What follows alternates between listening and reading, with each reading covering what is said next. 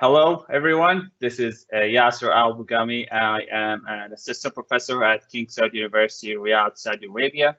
I'm from Saudi Arabia. I graduated from University of Florida with my PhD in the specialty of pharmacopepidemiology and real-world data analysis. And I would like to thank the OHDSI team. We are happy to share our work, which is going to be about the glucagon-like peptide, one receptor agonists, and chronic lower extremity disease exacerbations among patients with type 2 diabetes. My presentation will be a summarization of our recent work that was featured on Diabetes Care Journal 3 months ago, which I believe many of you now have already read it, hopefully everyone. I have no conflict of interest to disclose, and I just want to highlight that I am no longer affiliated with the University of Florida. So the current type 2 diabetes treatment guidelines, like recommendations for patients with concomitant chronic lower extremity disease. If you look at the graph on the right side of the screen, you will notice that most diabetic patients have at least one chronic disease, while in clinical trials, most of those patients are excluded. And that's why guidelines don't give specific directions for prescribers or these patients, and including patients with chronic lower respiratory diseases. So the appropriate second-line hypoglycemic agents for type 2 diabetes patients with concomitant chronic lower extremity disease is unknown. Animal and ex vivo human studies showed that the GLUB1 receptor agonist may prevent lung exacerbations. Also, preliminary prospective human studies have shown that patients with GLUB1 receptor agonist showed significant lung exacerbation decline, also showed improvement of patient lung function. So the proposed mechanism of action from these studies is that GLUB1 receptor agonist attenuating the bronchial hyperresponsiveness, which is a hallmark of all chronic lower respiratory diseases. And from that, our aim was to evaluate the potential effect of the GLUB1 receptor agonist on the lung exacerbations in patients with both diseases, the type 2 diabetes and also the chronic lower respiratory diseases. Our first objective was to assess the effect of on the serious lung exacerbation, which leads to hospital admission. And our second objective was to evaluate the effect of the GLUB1 receptor agonist on the serious and non-serious exacerbations, which include the admission to the hospital, including the ER visit, or just having prescription for steroids. So we used market scan claims data, which includes only privately insured enrollees in the United States. We included patients who started GLUB1 receptor agonist or DPP4 inhibitors, which is our comparator group. And those two group of patients have to have these two medications as an add-on therapy. So the patient have to use another anti-diabetic medication. So the patients must have diabetes diagnosis. So we have to make sure that these are diabetic patients and not using this medication for other indications, including obesity only.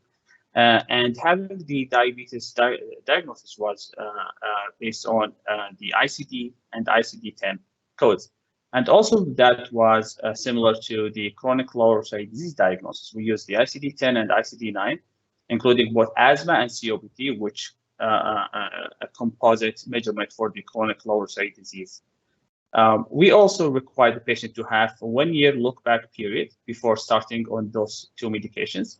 And also we excluded patients, and these are examples of our exclusion criteria, patients with type 1 diabetes and also insulin users. Our first outcome was the serious exacerbation, which is the chronic low-grade disease hospital admission. We use a classical retrospective cohort study design. We started the follow-up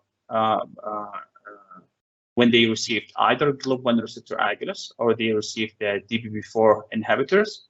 And then we followed the patient until they meet the outcome definition, which is the chronic low-grade disease admission, or the end of the study, which is just a 1 year follow-up.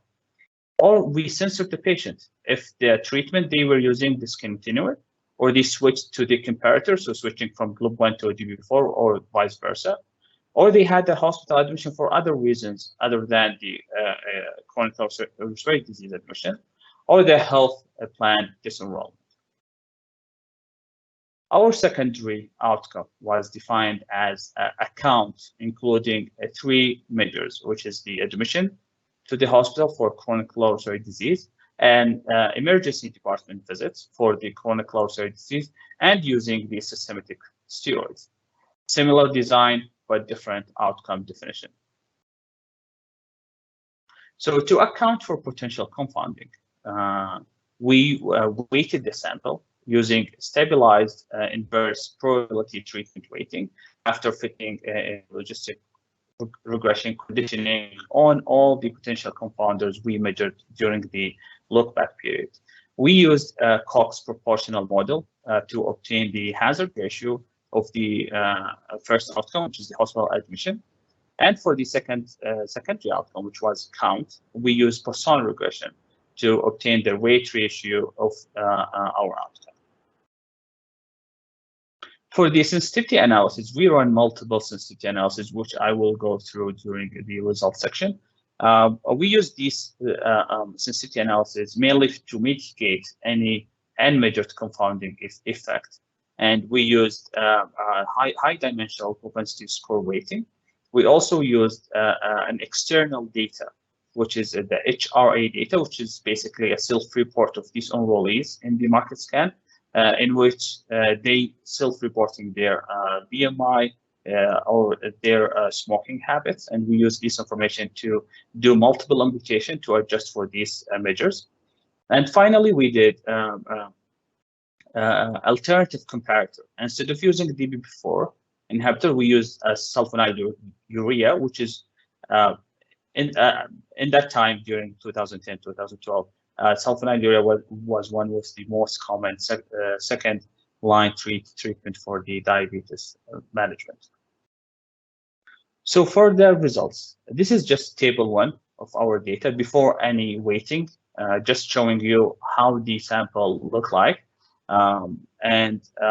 Patient sex was significantly different, having female are more likely to initiate the GLUB1 receptor agonist. And also, basically just using the obesity ICD codes in the data, we have seen a 10% increase in the GLUB1 receptor agonist users. And that basically because GLUB1 is used also to decrease obesity as well. Also, we have noticed depression, NAFLD, and both of them are also unbalanced between the groups. And we believe that also related to the obesity itself. Here's also differences in all the conditions, the chronic low-grade disease and type 2 diabetes severity, let's say severity, because we measured all the number of medication the patients were using for these diseases. And also we measured the severity index, which is the diabetes complication severity index, which is an indication of the severity of the diabetes in both groups. And we see that almost there is no difference between them. And that's the beauty of having an active comparator. Here's after intervention. So we did the inverse probability treatment weight to adjust for all these imbalances we have seen. So before the weighting, the IPTW, we have seen multiple unbalanced variables, including sex, age, we see sleep apnea, we see obesity, and all of these variable got balanced after we did the IPTW. So most of the variables that we had in our study were already stabilized or balanced because of using the active comparator. Here is a descriptive result of the primary outcome and also the inferential analysis of the primary outcome. The incidence rate was about 50% high in the DPP4 inhibitor users. This has not changed when we attempted to adjust for potential confounders. The estimates persisted in the main and also in the sensitivity analysis. We have run propensity score matching. We have run propensity score that was obtained from machine learning model, and both showed consistent estimates. Also adjusting for obesity and smoking using external data source did not do any significant impact on the point estimate. All the sensitivity analysis we ran failed to show any residual confounding issues. For the secondary outcome, we found about 650 events, consists of, as I said, admission, ER visits, or using steroids. And the GLUB1 receptor users had about 14 fewer exacerbations per 1,000 person years compared to the DPP4 inhibitor users. And also after we adjusted for all confounders using the IMTW, the ratio of these incidence rates was 0.7, and the confidence interval did not cross the null point. So in the literature, there are only 2 human studies at the time we had our study.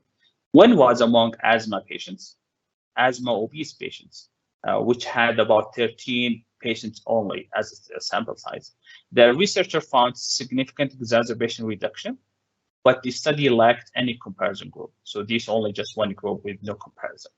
The second study compared the GLUB1 receptor agonist users against insulin users and found improvement in the lung function among the GLUB1 receptor agonist users. However, that study did exclude all the patients with chronic lower respiratory disease. So those only patients with type 2 diabetes with no chronic lower respiratory disease diagnosis. So our study is the first to compare GLUB1 receptor agonist against an active comparator, which is the DPP4 inhibitors, in patients with the 2 diagnoses, the chronic lower respiratory disease and type 2 diabetes, and the results are promising. The observed effect has a biological explanation. The GLUB1 receptor are expressed in the lung, and when get activated in the lung, it releases anti-inflammatory factors which prevent bronchial hyperresponsiveness, which is, as I said, the hallmark of the chronic respiratory disease conditions. Another study also has shown that the FEV and the FVC, which is a measurement for the lung function, get improved over time in the GLUB1 receptor agonist users. These points may explain the significant association we have observed in our study. As I mentioned at the beginning, that current guidelines lack any recommendations for chronic lower respiratory disease patients. So the existing evidence show that metformin, glitazones, and also DPP4 inhibitors are all not associated with any effect on the chronic lower respiratory disease. So our study, in addition to all available studies, may indicate that GLUB1 receptor agonists could offer therapeutic advantages and thus be used in practice.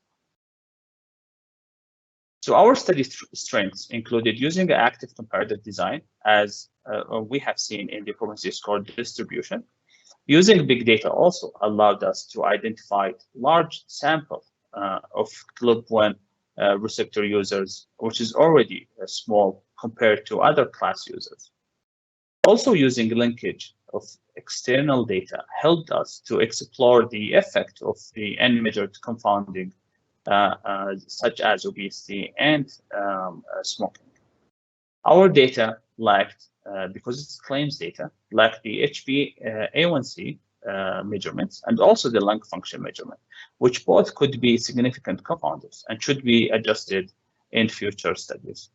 Also, we included only privately insured patients, and thus the generalizability of our data is limited. So to conclude, in the first effectiveness study, GLUB1 receptor agonist was associated with fewer chronic lower side disease hospitalization per 1,000 years of follow-up among patients with type 2 diabetes and chronic lower side disease. This significant association persisted for both serious and non-serious chronic lower side disease exacerbations. And our study provides promising results for prescribers to optimize the clinical benefits. And future randomized clinical trials are warranted to confirm our findings. And by saying confirming, I refer to the causal effect, which is in most of the time is not the driving factor for decision making in practice. Finally, I would like to thank my co-authors in the study, Dr. Kenneth Cozy, Dr. Michael Daniels, Dr. Jenny Way, and Dr. Almut Winterstein. And thank you all. My name is Anna, and on the behalf of the OHDSI Reproducibility Challenge team, I would like to present the findings from the challenge that just happened 2 days ago. And I want to start by saying thank you to Yasser Albogami, who just presented an incredible study. He, together with his team, used current best practices for observational studies to conduct a well-thought and organized study and published it in a high-impact clinical journal. That, fortunately, provided us with a nice opportunity to perform our reproducibility challenge in an attempt to reproduce the findings. We held our reproducibility challenge on Monday, and despite the fact that we started at 8 a.m. on Monday morning, which was 5 a.m. West Coast time, we had 54 incredible, highly qualified experts, which we divided into 9 teams. And we provided these teams with everything.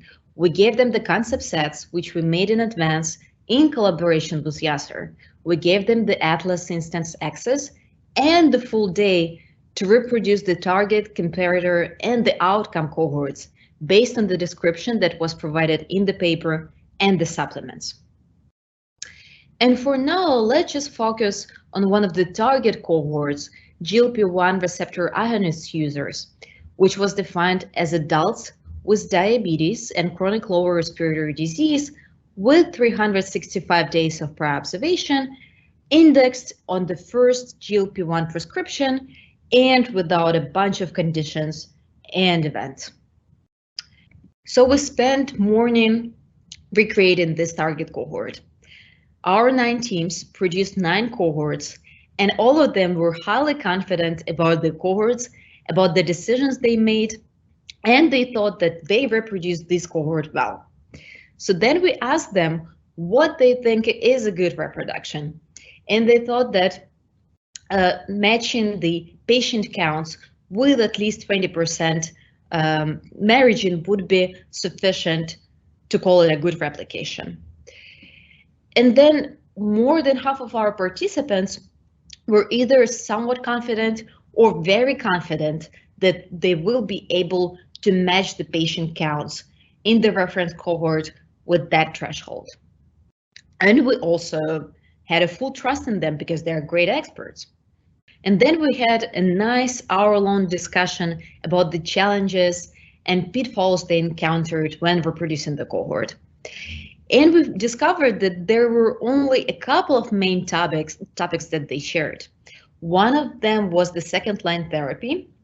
So we required patients to have another anti-diabetic drug, and it wasn't clear if we want to have this anti-diabetic drug on the index date, or maybe an era that overlaps the index date, or maybe something else.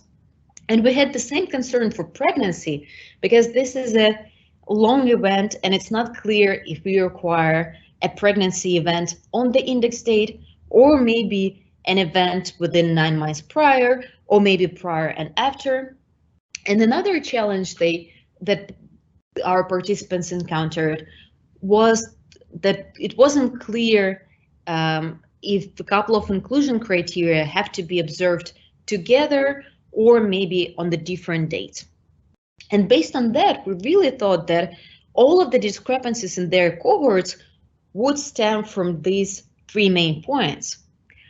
But in fact, let's just take a closer look at the very first thing that we create, which is an index event or the entry criteria.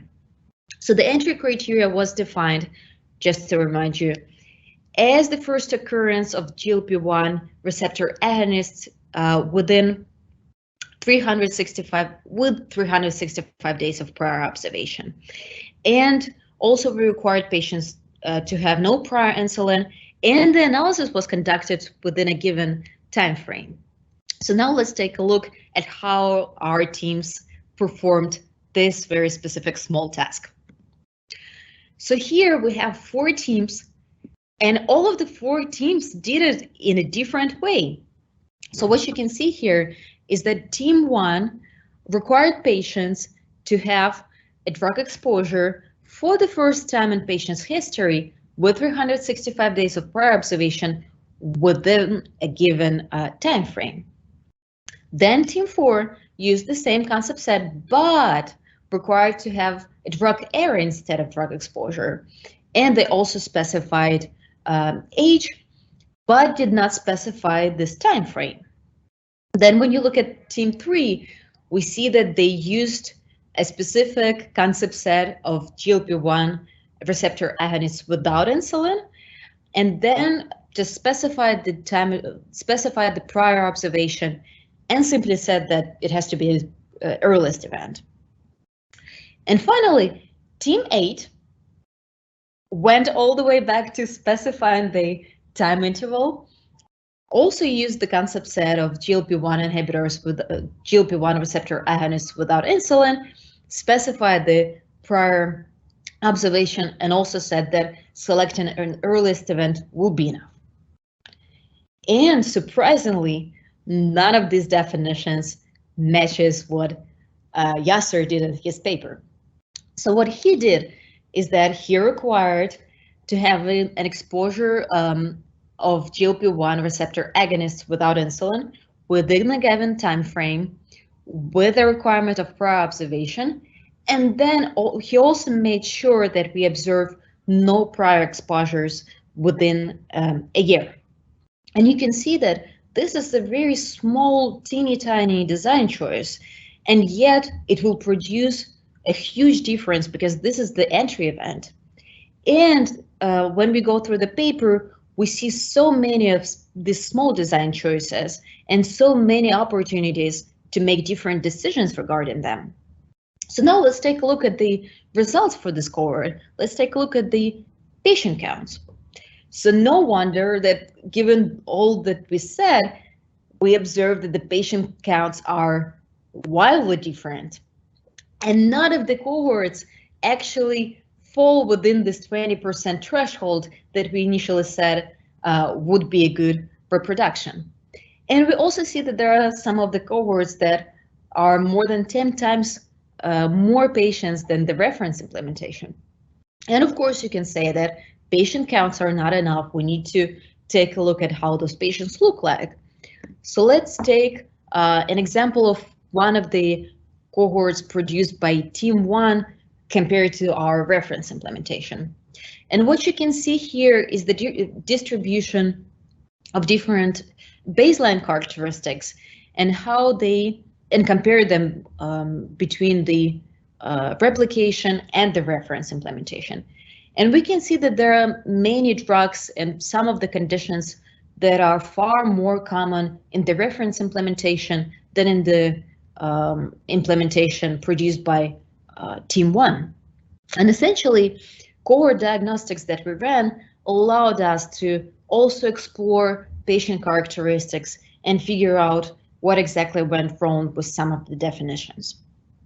So we saw that so far, none of the teams reproduced the cohort, the reference cohort. The cohorts didn't even agree among themselves. So when we look at the cohort overlap with these purple bars depicting the patients that are shared among 2 cohorts, and the blue and pink depicting the patients that can be found only in one cohort or another, we see that the overlap is really small. even if you look at the very large purple bar, the overlap here is around 60%.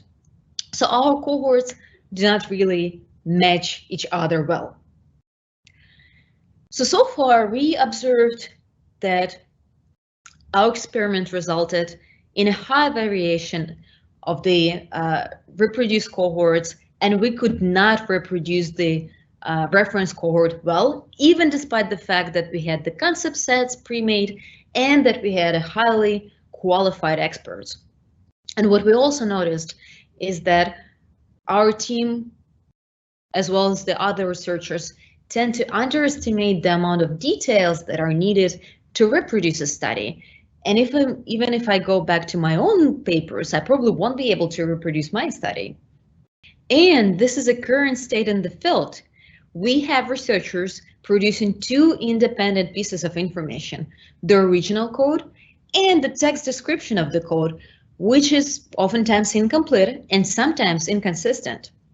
And then we have other researchers grabbing this text description, trying to assert some of the gaps, propagating some of the inconsistencies in the text, and maybe introducing some of the new errors. And based on this text description, they produced their own code, which, as we saw, is far from the original code. But it doesn't have to be this way. A simple solution is just to share a code. In this way, you'll make sure that the reproduction code will match the original code and will not have this inconsistency and incompleteness. This is simple, but I think as an OHDSI, we can do even more. Given that we share the data and we share the standards, we can eliminate human from this equation. We have the fully reusable code and we should benefit from it. We don't need to read some SAS code. We don't need to spend sleepless nights on trying to figure out what this code means. We can simply grab something that was done in the OHDSI community and reuse it. But of course, before we reach this perfect place, we need to take a couple of actions to make it possible. First, we need to develop conventions for storing and sharing the code because we don't have them right now. We need to clearly describe what goes into the final results, what goes into the final code, which pieces of information we share. And we also need to have a full description of the analysis. We need to describe what source data we used. We need to describe what ETL procedures we used. And we also need to have these building blocks, which we already have in the form of JSONs, like concept sets or cohorts. And we also need to clearly describe the analysis that was done. And the fun part about it is that when we have all of these conventions, we can leverage all of the smart people we have and generate the text descriptions from the code that we produce. And then we will have these descriptions nicely written, they will be complete, they will be consistent, and we can put it somewhere in the appendix so that if people don't like reading code, they can go and check out the description. And as we're taking these first steps towards improving the reproducibility, there is still this open question if we can reproduce this paper. And more importantly, how can we work together to make sure that our studies are reproducible? And I want to thank Yasser again for providing such a great opportunity to reproduce his study. And I want to thank the whole OHDSI Reproducibility Challenge team for spending the time together and producing some insights. And I'm looking forward to collaborate with all of you on this topic. Hi, I'm Mitchell Conover. Today I'm going to be taking you on the first steps of your journey to reliable evidence. The first step is reproducibility. This work represents the combined efforts of Yasser Albogami, Jill Hardin, Christian Reich, and Patrick Ryan. Assuming we've all done our reading and paid attention up to this point, the Albogami study needs no introduction. But to summarize, they compared GLP-1s and DPP-4s with respect to the incidence of chronic lower respiratory disease exacerbations among diabetic patients. In the first step of our reliability journey, we'll assess reproducibility, asking the question, if a different researcher uses the same data to conduct the same analysis, do they get the same result? What does it take to do a proper reproducibility assessment? We require access to the same patient-level data that was used for the original study. We also need access to the reference files used within the analysis. For example, the original Albogami study included the vocabulary RX norm, which we also had access to for our reproducibility assessment. We also need to be able to access the analysis. We need access to the full study materials, including the source code. This includes cohort definitions for the exposures and outcomes, definitions of all covariates, statistical modeling procedures, and also the code to summarize and visualize the results. However, in the common case where that's not available, it helps to have a willing and helpful collaborator. We were extremely fortunate to have the enthusiastic and capable Yasser Albogami to help us with our reproduction. So as a first step, we reproduce the exposure cohorts. At the left, you have an excerpt from the original Albogami study describing the study sample, and on the right, you have a screen grab of Atlas showing how we specified our exposure cohorts. The workshop demonstrated what happens when you only have access to the published manuscript. This activity is very hard to do without access to the source code, and the only way we were able to reconcile was working directly with Yasser and reviewing his source code. I do want to highlight in the red boxes that we restrict our cohort definitions and data to the exact same calendar time that was available when the original Albogami study was conducted. So we have our cohort definitions. How can we inspect whether or not we got it right? The first perspective on whether or not we have our exposure cohorts well defined is to reproduce the cohort attrition table, which the Albogami study included in the supplemental appendix and is shown at the left. In the right, we have the corresponding attrition diagram that we get when we generate these cohorts within Atlas. If we zoom into the attrition diagram, we could render it as a stacked bar chart with each of the stacked bars representing each step of the cohort attrition. If we compare to the OHDSI cohort, we see that we have very close alignment, not just in the final numbers, but at each step of the attrition table. The final selected population for the Albogami study was 4,150 GLP-1 patients, and we had 4,315. We can do the same inspection for the DPP-4 groups. Here we show that the original Albogami study selected 12,544 DPP-4 patients. And once again, we have very close alignment at each attrition step, and we select a final population of 12,517 DPP-4 patients. However, once we have our patients, we can also inspect the baseline characteristics and determine, are these really the same people? At the left, you have the baseline characteristics table that Albogami included in their original study, and at the right, you have the corresponding baseline characteristics table generated by our reproducibility analysis. To take a closer look at some of these characteristics, here we've presented the baseline characteristics that were either commonly present, key features, or imbalanced at baseline. And we present the GLP-1, DPP-4, and standardized differences between the two groups. For each of these, we compare the Albogami numbers to the OHDSI numbers, and as you can see, we have very strong alignment of the baseline characteristics. Just to highlight a few key features, we both have about 64% prevalence of females. We had an average age of 52. The Albogami study found 33.6% of patients to be obese, and we found 32%. And across the board, we just have remarkable alignment of these baseline characteristics. If you recall from the original Albogami study, in Table 2, they described some key features of their outcomes, incidence rates, and follow-up. To zoom in a little bit, here are the original numbers from Albogami, which we can contrast to the OHDSI numbers. To start, let's contrast the GLP-1 exposed patients. We've already discussed the samples, so let's focus on the primary outcome. For CLRD hospitalizations, the original Albogami study found 23 outcomes, and we found 14.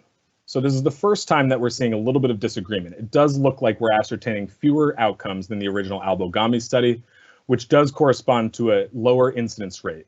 we generated an incidence rate of 6.9 per 1,000 person years, while the Albogami study generated an incidence rate of 11. For the secondary outcome, we identified 144 CLRD exacerbations, while the original Albogami study identified 122. So in contrast to the hospitalization, in this case, we actually over-ascertained the outcome, corresponding to an incidence rate of about 71, while the incidence rate for Albogami was about 58.2 per 1,000 person years. However, in terms of mean follow-up, we have very close alignment. The original Albogami study had 175 days of average follow-up, while we had 184. If we look at those same statistics for the DPP4 groups, we see a similar story. For the hospitalization outcome, we under-ascertain the outcome slightly and have an incidence rate of 14.5 per 1,000 person years, while the Albogami study had an incidence rate of 20.6 per 1,000 person years. In this case, we almost perfectly matched the days of follow-up with 206 compared to the original 203. And again, for the secondary outcome, we over-ascertain outcomes with about 600 outcomes observed in our study compared to 528 in the original Albogami study. So what does this tell us? We have very strong alignment for our follow-up statistics. However, we do have questionable alignment for the incidence rate estimates themselves, and it bears the question of whether or not we'll see that alter the effect estimates that we observe after adjustment. Once we have our cohorts defined, we have to specify a statistical analysis. On the left, we show the statistical analysis described in the manuscript by Albogami, and on the right, we show a screen grab of the specification of our statistical analysis in the estimation tool within Atlas.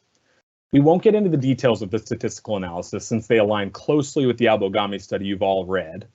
However, we do want to highlight a few key differences. The primary adjusted analysis in the original Albogami study was a stabilized inverse treatment weighting approach that uses maximum likelihood logistic regression to fit a propensity score model from 45 baseline covariates. For the OHDSI approach, we used propensity score stratification and a large-scale regularized regression to fit a propensity score model from over 20,000 baseline covariates, which is consistent with OHDSI best practices. Once we have our analyses specified, we start to see the analytic outputs. So the first reproduction is to look at whether or not we can reproduce the covariate balance that the Albogami study summarized in Figure 1. As we can see in the Albogami study, they had some imbalance for their covariates, which was brought well within balance after statistical adjustment. The figure on the right shows a corresponding covariate balance diagram from our study. To zoom in this figure, we have standardized differences before adjustment reflected on the x-axis and standardized differences after adjustment reflected on the y-axis. Similar to the Albogami study, we had some baseline covariates that were imbalanced before adjustment, but everything was brought well within adjustment as indicated by all the dots being below 0.1 after adjustment.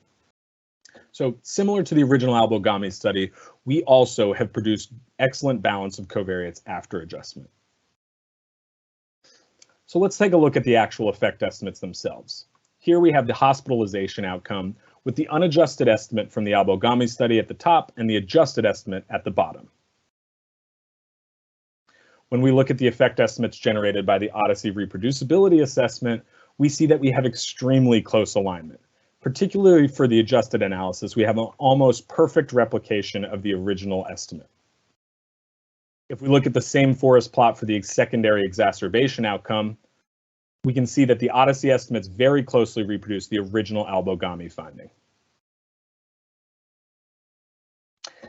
As a next step, in order to apply this analysis across the OHDSI research network and use additional data periods, we built OHDSI standardized cohorts.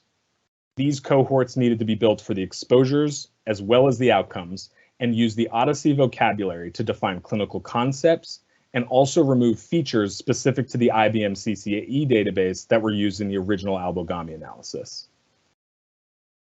So in order to assess the impact that these standardization processes are having on our cohorts, we can look at the analytic outputs from the analysis.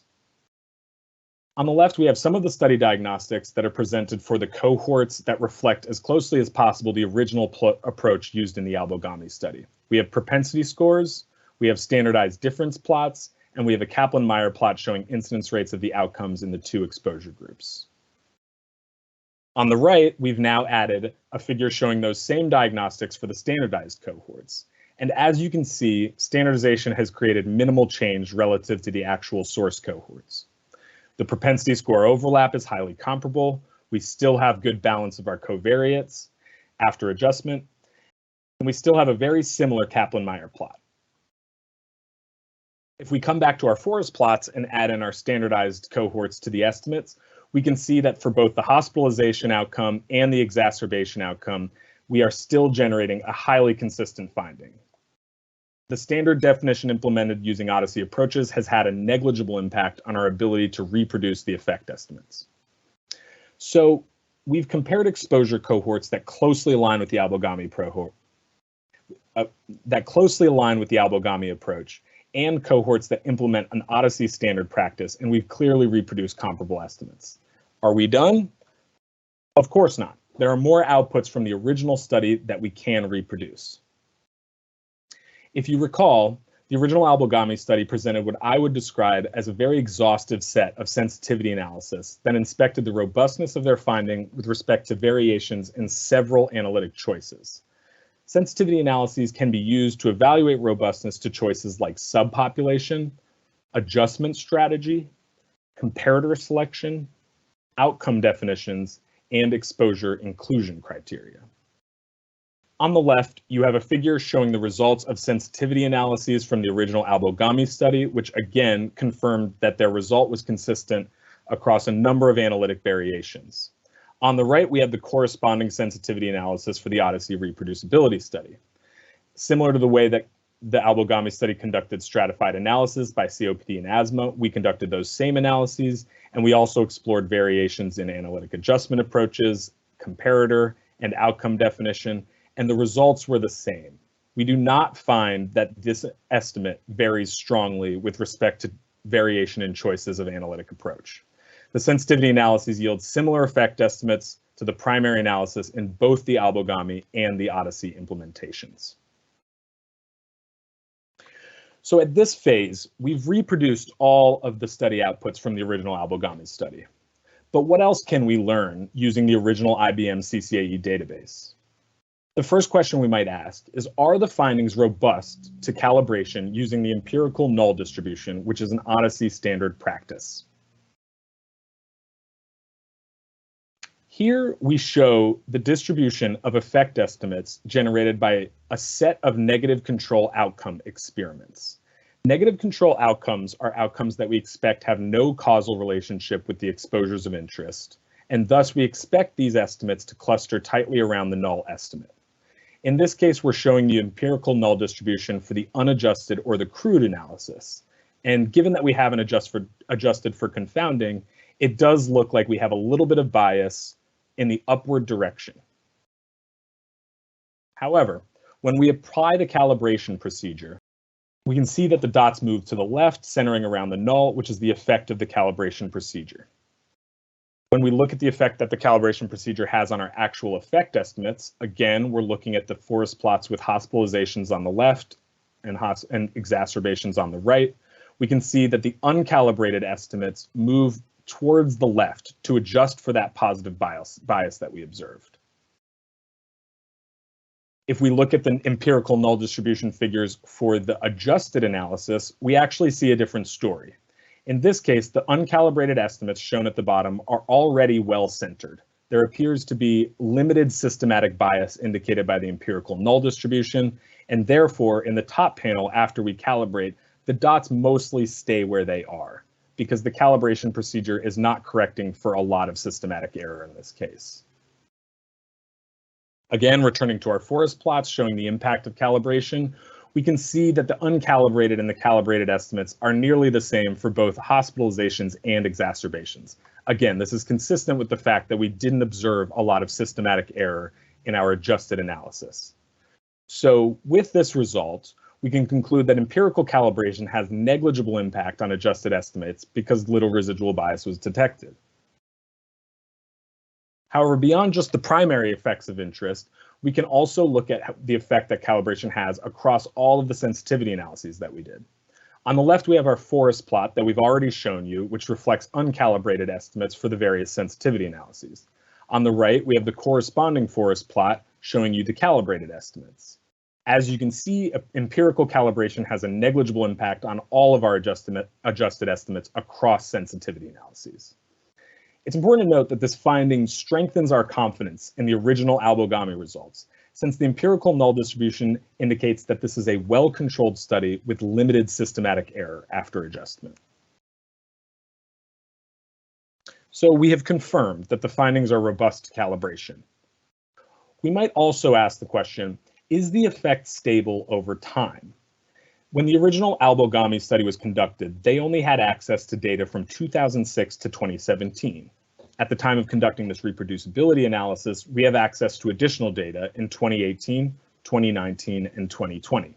So we could ask the question, if we add these additional data years, do we get a consistent estimate? Another perspective on time would be to ask whether or not disjoint estimates, which partition the data before and after 2015, also produce consistent effects. First, let's inspect the forest plots for the cumulative time approach. Here at the top, we have the estimates reflecting the original data period 2006 to 2017, and below we have the additional data years adding 2018, 2019, and 2020 to the data period. And we can see that these estimates are extremely consistent. The cumulative data shows increased power, but no substantial change in the actual effect estimates. However, when we consider disjoint time, breaking it apart in a partition before 2014 and after 2015, we do see major differences for the first time in our reproducibility study. In this case, we see that before 2014, the effect is actually extremely strong. However, after 2015 appears to disappear for both the hospitalization and the exacerbation outcome. Given that this is the first time we're observing a major difference, we need to dive in further to understand what's happening. The first thing we'd like to inspect is the incidence of our outcomes over time.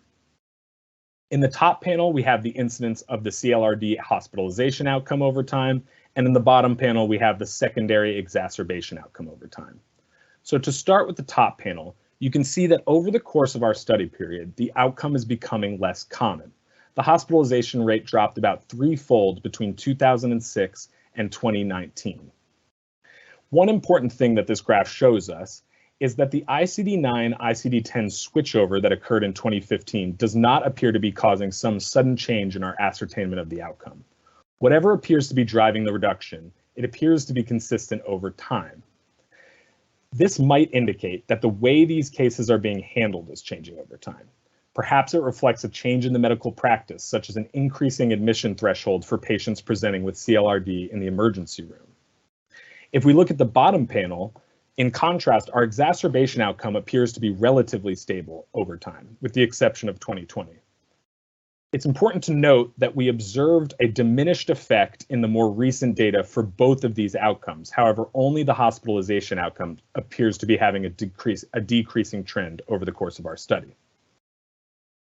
We can also take a look at the prescribing of GLP-1s and DPP-4s over time. In this case, the dark blue line indicates the DPP-4 group and the light green line reflects the GLP-1 group. We can see that the GLP-1 prescribing increases over time with a substantial increase starting in 2014, and we can see that the DPP-4 group is relatively stable with a slow decrease over time. If we dig further into the GLP-1 prescribing, we can look at the drugs within the GLP-1 class. The GLP-1 class is comprised of 4 drugs for the most part: exenatide, liraglutide, dulaglutide, and semaglutide. As you can see, at the start of our study, exenatide represents all of the prescriptions. However, near the end of our study, a newer drug, semaglutide, which was only introduced in 2018, represents over half of the GLP-1 prescriptions. So this is a highly dynamic space, and clearly the prescription of these individual drugs within the GLP-1 class are changing over time. So we've looked at the effects over time. We confirmed that the effects are consistent when we add additional years of data, and we've also inspected the disjoint estimates partitioned before and after 2015, in this case finding disagreement when we look at the more recent data. Given that we observed meaningful changes in the drugs within the GLP-1 class over the course of our study, we have to ask ourselves, is this effect consistent across drugs within the GLP-1 class? Here we have a forest plot which breaks the GLP-1 class apart into the drugs that comprise it. The first row of the plot shows the GLP-1 class effects, which we've already showed you, and below we have each of the drugs within the class. Recall that dulaglutide had its first meaningful use observed in 2015, while semaglutide had its first meaningful use observed in 2018. And by 2020, these two drugs comprised almost 80% of prescribing. Looking at these forest plots, in general, it's hard to draw conclusions here, as we have pretty limited study power, particularly for semaglutide, since it was only recently introduced to the market. So we're still wondering, does this explain our finding of a null effect in the most recent data years? Could an alternate explanation be true, for example, changes in medical practice? However, using only the IBM CCAE database, the answer to that question is unclear. So in our assessment of additional things we can learn from CCAE, we confirmed that the finding is robust to calibration. We looked at whether the effect was stable over time and confirmed that adding new data years did not change the estimate. However, we did see disagreement when we partitioned the data before and after 2015, which led us to the question, is the effect consistent across drugs within the GLP-1 class? And unfortunately, we just didn't have enough study power to answer that question here. So what does it mean to reproduce? We would argue that reproducing the full analysis at a granular level beyond just the effect estimate provides a stronger confirmation of the finding and more trust in the evidence. We aligned our inputs, including the data, vocabularies, patient cohorts, and analytic settings, and we confirmed consistency across the outputs, which includes but is not limited to effect estimates. It also includes cohort attrition, baseline characteristics, key statistics on follow-ups and incidence rates, diagnostic assessments like the propensity score distribution, covariate balance, and negative control experiments, and also sensitivity analyses.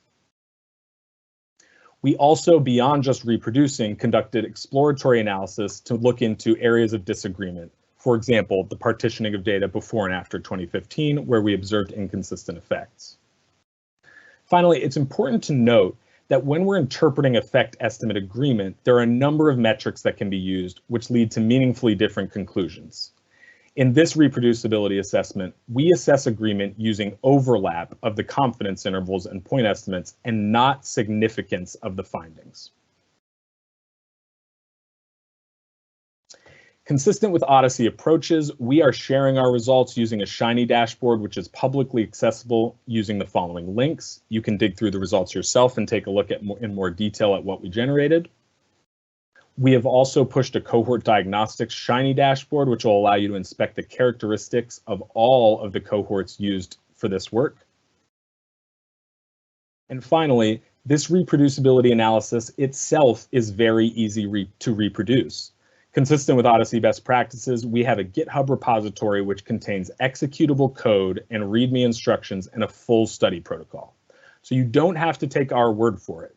If you have data that's mapped to the OMOP Common Data Model, you can download this study package and run it yourself and inspect the results. Some closing thoughts on reproducibility.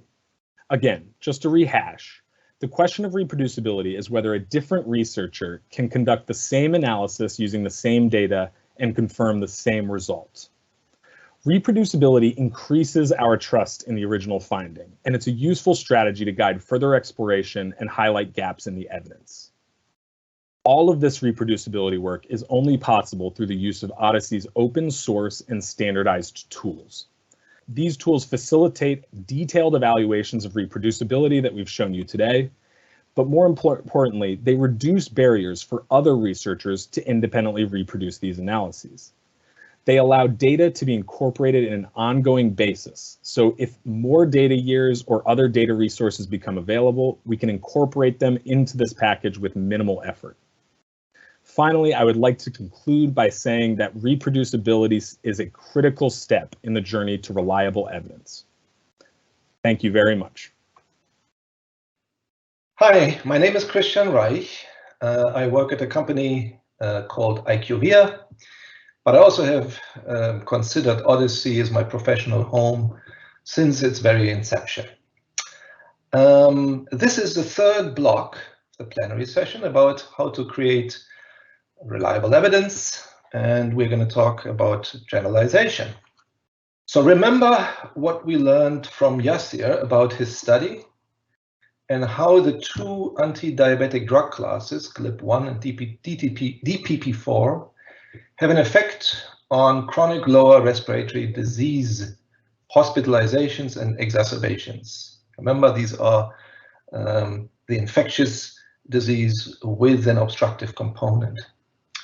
And Mitch showed you how this study can be replicated using the OHDSI machinery.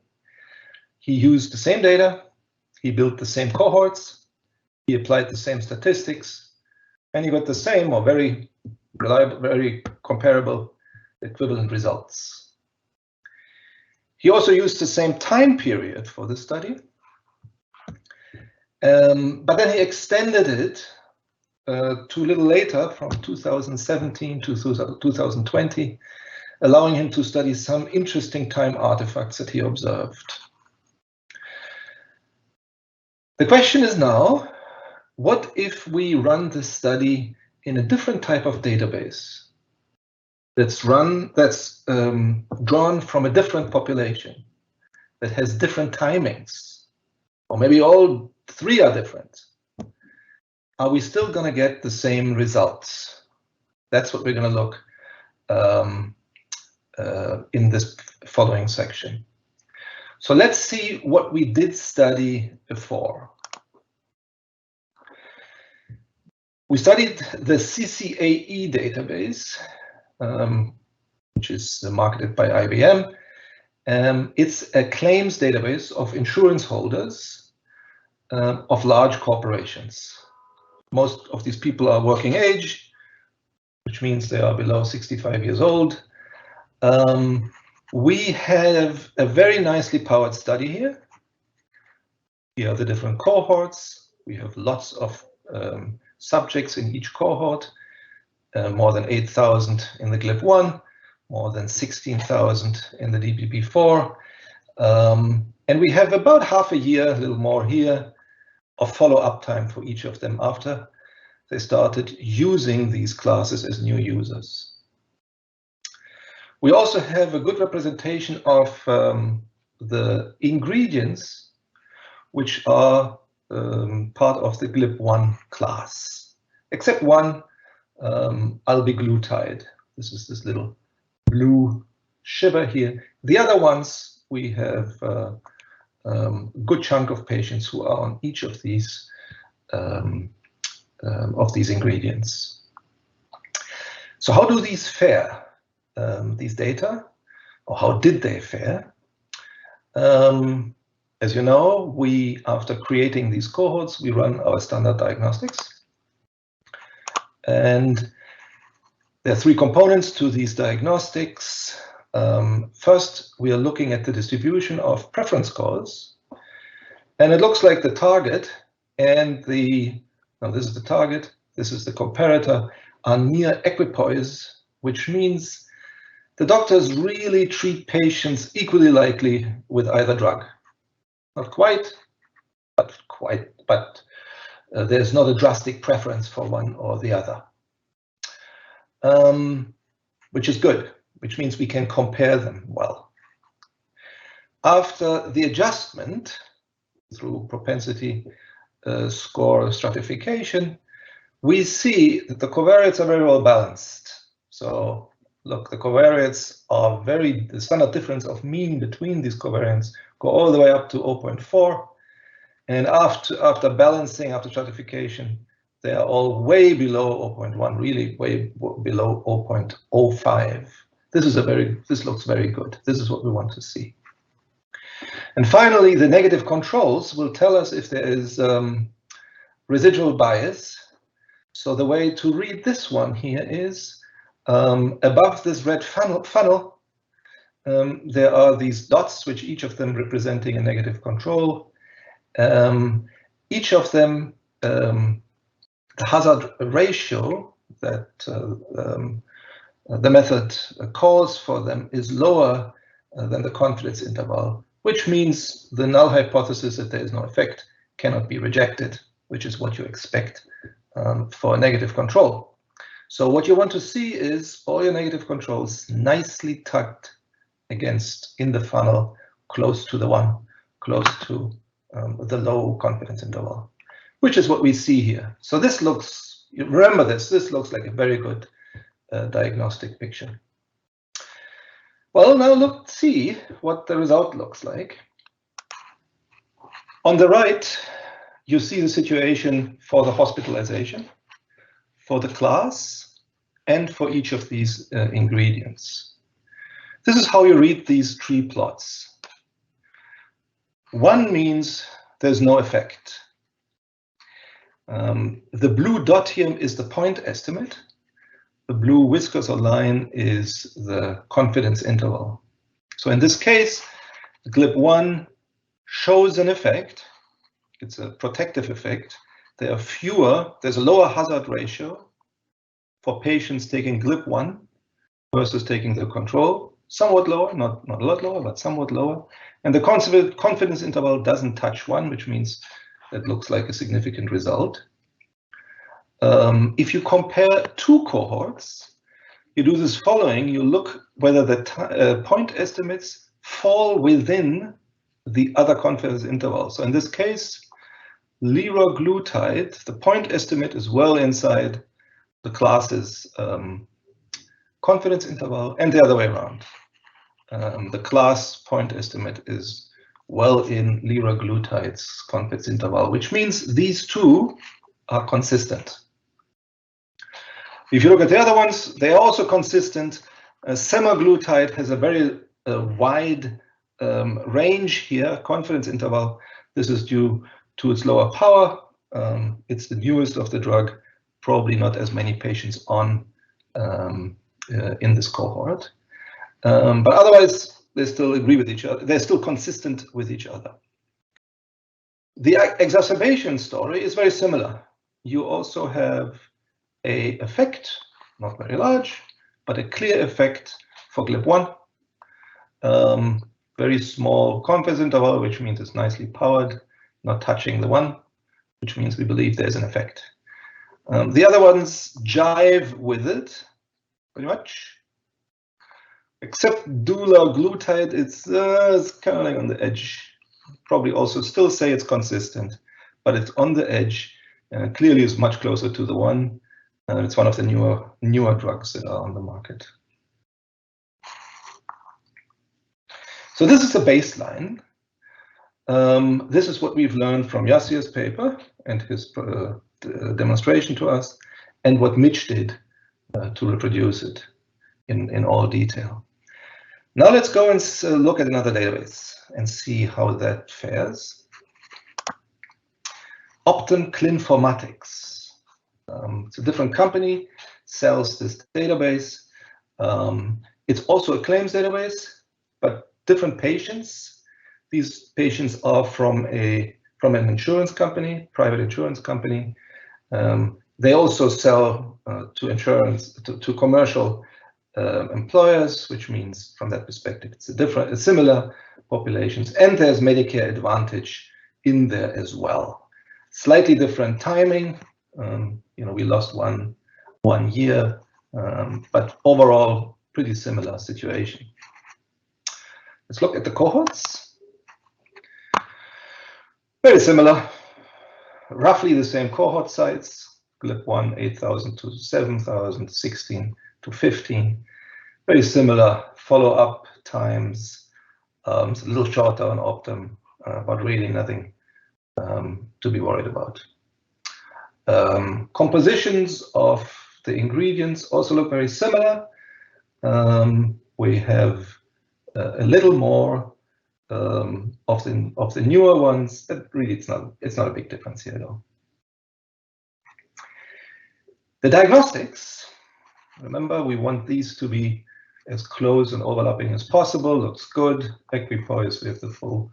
Both of them cover the whole spectrum. Patients.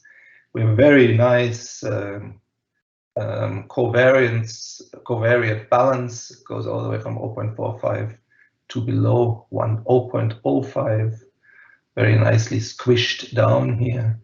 And all our negative controls, 35 of them are all sitting nicely close to the bottom of the funnel here. So this checks out. Now let's compare. So this is a comparison I'm going to walk you through because we're going to do the same thing all over again. Blue is CCAE, the original. Orange is always that we compare to, in this case, Clinformatics. First, the hospitalizations. Again, look at the point estimates. Point estimates are clearly in each other's confidence interval. So for the class effect, we'd say we are in the same boat. Let's look at the exacerbations. Even better. They're almost indistinguishable. You can see here. Let's look at the individual ingredients, how they stack up to each other. Again, we're going to compare blue CCAE, orange Clinformatics. Again, look at the point estimates and where they sit in the other one's confidence interval.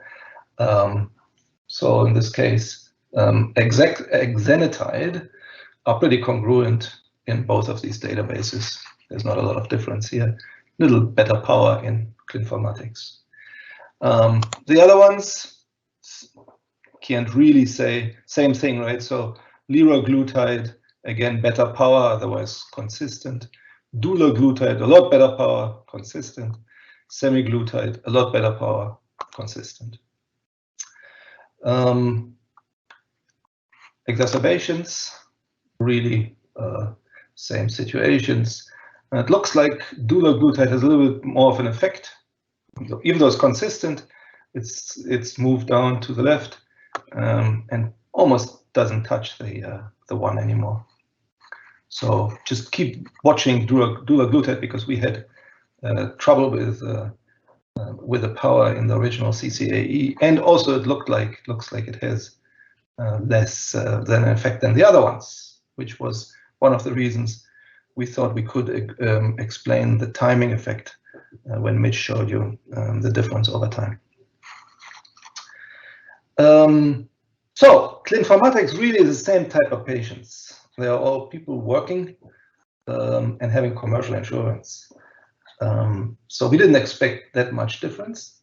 Let's look at a different population.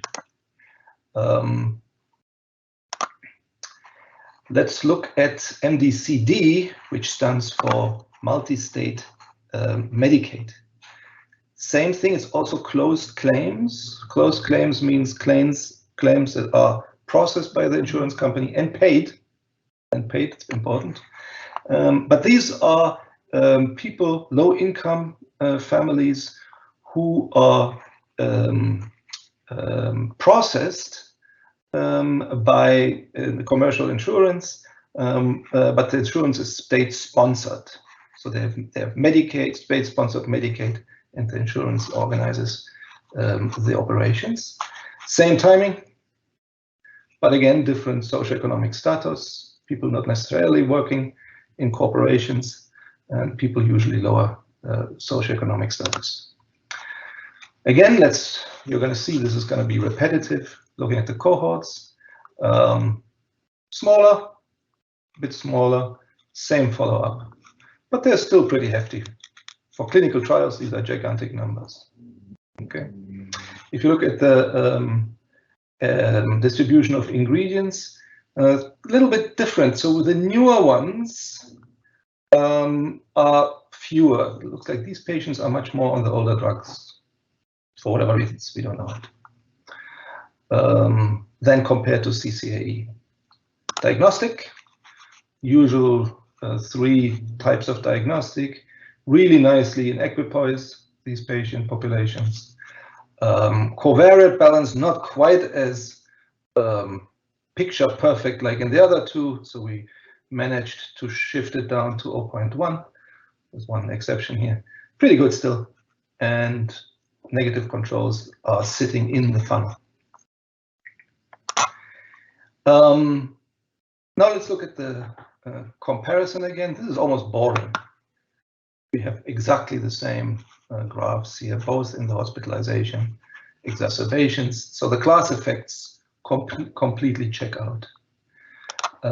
Looking at the ingredients, looks like the hospitalizations again check out, but some of them have less power. So you see the dulaglutide and the semaglutide have less power because we just learned that there are fewer patients on those newer drugs. And on the exacerbation side, dulaglutide now really differs. Look, the point estimate is actually no longer in the confidence interval of the CCAE. These are no longer consistent. There's a discrepancy.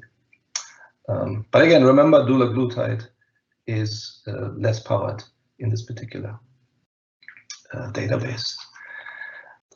Let's try another population. MDCR, also marketed by IBM. These are Medicare supplemental patients, so patients of Medicare where they supplement the insurance. And this is usually offered to the retirees of the large employers who before were on the proper commercial insurance. Same time zone. Cohorts, smaller. I mean, particularly on the GLP-1 side here, we've only less than 1,000. We still have a good chunk of the DPP-4 users. Same thing here. It looks like these patients are still on the older drugs, maybe because they're older and they just don't change the drugs, than the CCAE patients. So still we can use this. Doesn't look like it's a problem. Diagnostics, equipoise, looks nice. I mean, they're not quite as symmetrical and spanning the same amount, but still very good. Covariate balance, we are getting into trouble here. There are some of them which, getting above the 0.1. This is the 0.1 line. We want to be everything below the 0.1 line. So now they start creeping up here. So we didn't manage with the stratification of patients according to their preference score, to create a population which is really comparable in all covariates. Both of that has to do with timing and age here. So probably the populations shifted over time. We don't know exactly, but clearly didn't check out this diagnostic. The negative controls are fine. They all look good here, as we want them to look. Again, class effect. They're in each other's range. IBM and Medicare here. Medicare would disagree with the effect, saying there's not much an effect, and the confidence interval clearly includes the 1. But doesn't look like, this is essentially what's happening here.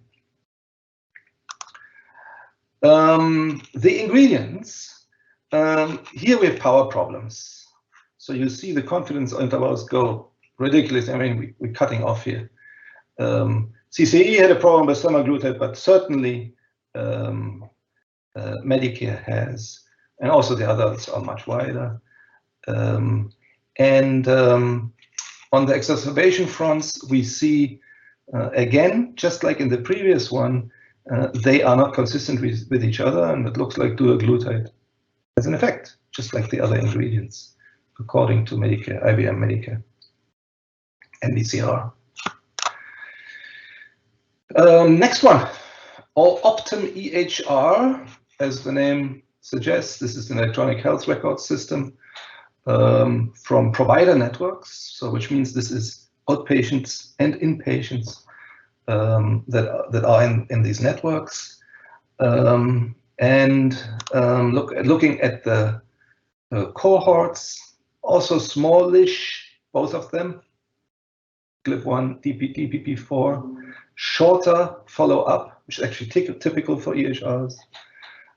They can go to another place. But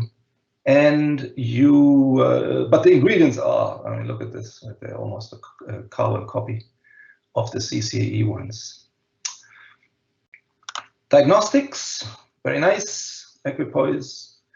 We again have problems with the covariates. Again, this looks like timing is a problem here. The negatives, look at the negatives. They look good, but where the hell are they? There's supposed to be 14 of them. We have here like 7. Not good. They are way up here somewhere. It's cut off, which means they have very high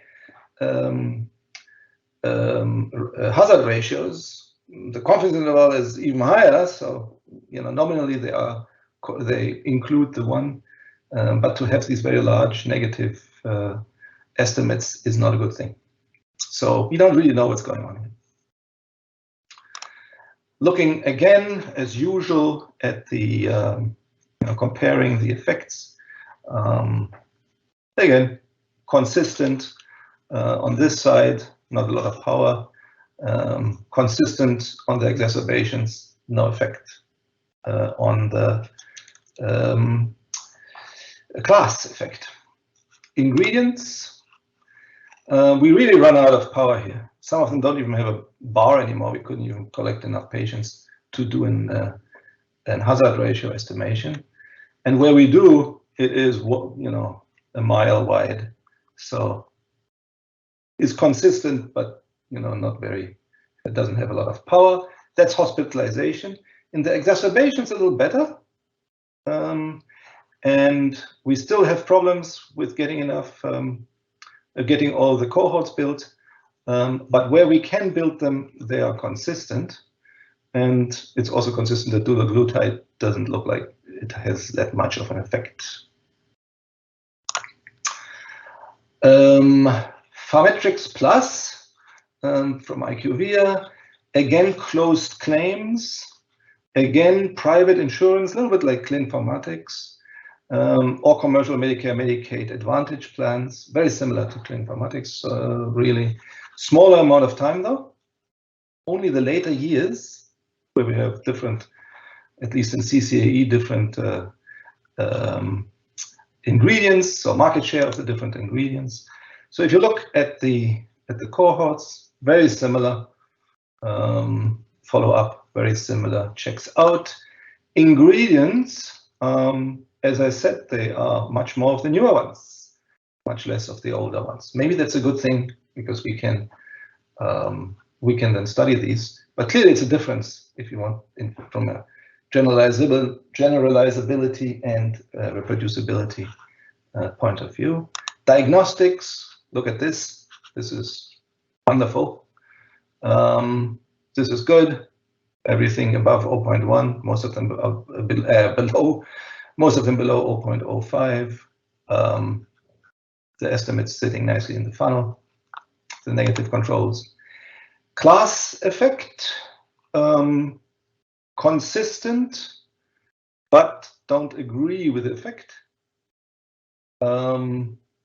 The same is true for the exacerbations. So it really looks like the Pharmetrics patients didn't see the same protective effect that they saw in CCAE, at least according to our estimation. Last, ingredients. They're pretty much the same. They are, the older ones have this one, for example, exenatide has a power problem, but other than that, they are pretty much consistent with each other, and they're in this. They believe in each other's effect. Okay, Probably your head is spinning by looking at all the individual comparison. Now let's look at it together. What have we actually learned from looking at all these ones together? Okay, so clearly we have a whole lot more patients, tons of patients here. Look at the incidence rates. They are very different. There's an order of magnitude different here between CCAE Clinformatics. This is certainly a reason for concern. Incidence rates, of course, are always the populations which are in the cohort, but divided by the denominator. The denominator can also be very different in these, and we don't know what it is. So we don't know whether this is due to different populations, or whether it's different data capture, or whether it's different. These patients are treated differently by the healthcare systems. So there's certainly something.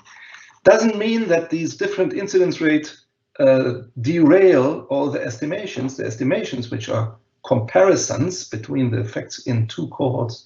They can still be very robust. So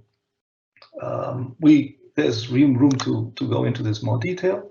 Now let's look at the hospitalizations first, and look where the class effect landed. This is original Yasser's paper with Mitch's adjustments, or reproduction from Mitch, the blue one. These are the other databases that we looked at together. Here are their diagnostics. So it looks like, with the exception of Pharmetric Plus, the ones with good diagnostics, they check out. They pretty much agree with each other. The other ones which have problems reproducing that, they have lower quality diagnostics. Okay, so this is what it looks like. The meta-analysis, which you can run if you take all of these together, does show an effect, and it shows an I-square of 0. Remember, the I-square is the probability that the heterogeneity that we are seeing here is due to true heterogeneity in the data and not due to random. So 0 means this could be just random. There's no reason to believe that they're really different. So that's what we learn from all of them looking together in the class effect in hospitalization. Same thing for exacerbations. They almost, the effect is lower, so these disagree with the effect, but of course the distance isn't very high. But we have a higher I-square, so it looks like there's some heterogeneity going on. And again, the disagreements here are due to the ones which have a lower quality diagnostics and pharmetrics for some reason. So that's, again, meta-analysis, taking all of the class effects together and seeing what we've learned taken together. What does it look like now? So here we have Yasser's paper. Here is the vote of the OHDSI network, so to speak.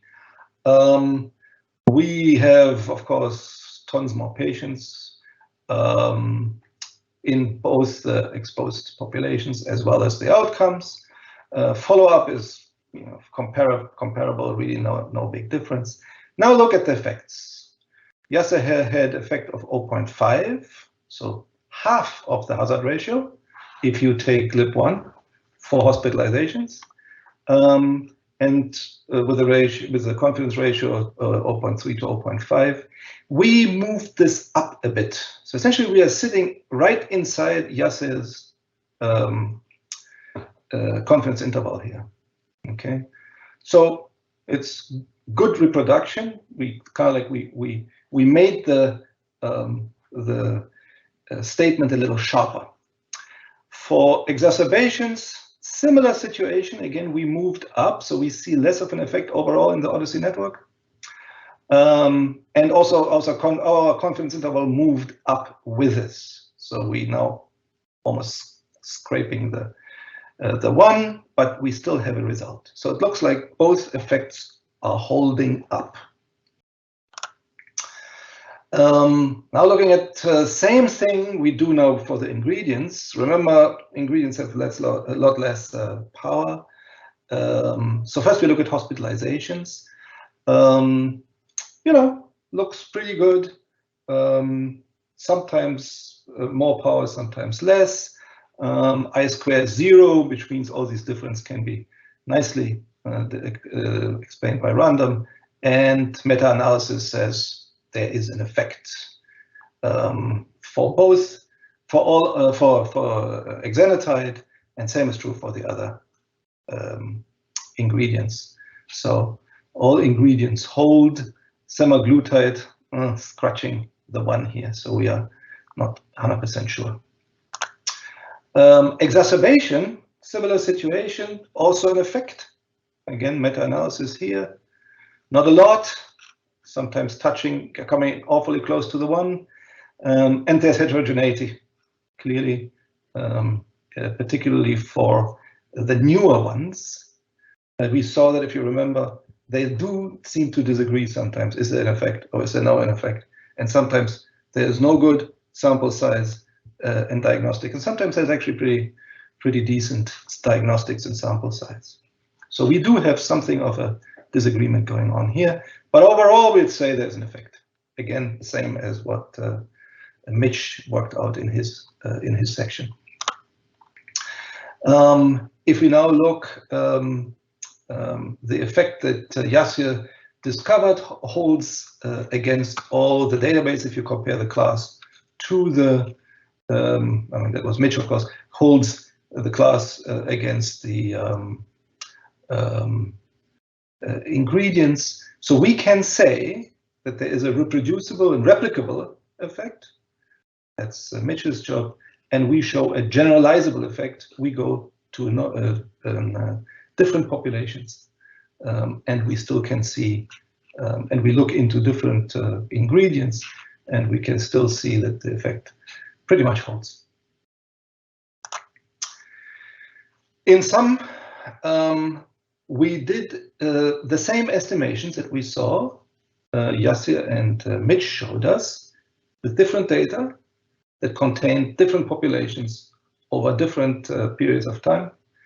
We have now a lot more evidence that we can draw conclusions from. We can do this because we have a standardization and systematic methods of the OHDSI approach, which allows us to do this. And we also have very rigorous diagnostics that we can apply in order to understand how much confidence we should give to these outcomes that we are measuring. In this case, hazard ratio and rate ratios of these outcomes. Thank you very much.